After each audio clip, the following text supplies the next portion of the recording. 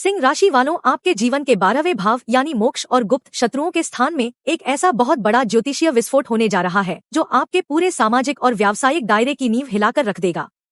जब देवगुरु बृहस्पति अपनी उच्च राशि कर्क में विराजमान होकर बुध के अतिरहस्यमयी आश्लेषा नक्षत्र में प्रवेश करते हैं तो सत्ता और प्रतिष्ठा के प्रतीक सिंह लग्न की कुंडली में एक दुर्लभ तांत्रिक चक्र सक्रिय हो जाता है। आपकी कुंडली में गुरु आपके पंचम यानी बुद्धि भाव और अष्टम यानी गूढ़ रहस्यों के भाव के स्वामी होकर 12वें घर में आसीन है। आश्लेषा नक्षत्र की प्रकृति एक कुंडली मारे हुए सर्प की तरह होती है जो गहरे छिपे सच को बाहर खींचने के लिए जानी जाती है। एक राजा का स्वभाव हमेशा सामने से प्रहार करने का होता है, लेकिन यह गोचर आपको अपने ही करीबियों के उस षड्यंत्र से रूबरू कराएगा जिसकी आपने कभी सपने में भी कल्पना नहीं की होगी। आपके इर्द गिर्द शुभचिंतक का मुखौटा पहने कई जहरीले चेहरे घूम रहे हैं जो आपकी पीठ पीछे आपकी साख और तरक्की को नुकसान पहुंचाने की फिराक में थे।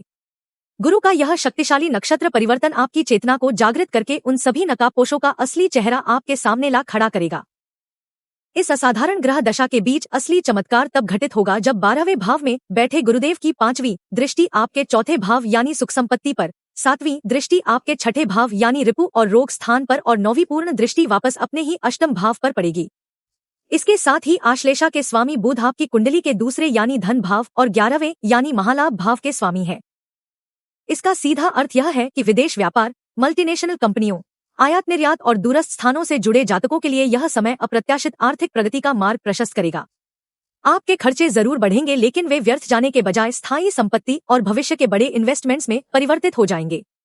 जो गुप्त शत्रु लंबे समय से आपके खिलाफ कॉर्पोरेट या लीगल स्तर पर साजिशें रच रहे थे, गुरु की छठे भाव पर पड़ती दिव्य दृष्टि उनका पूरी तरह से विनाश कर देगी।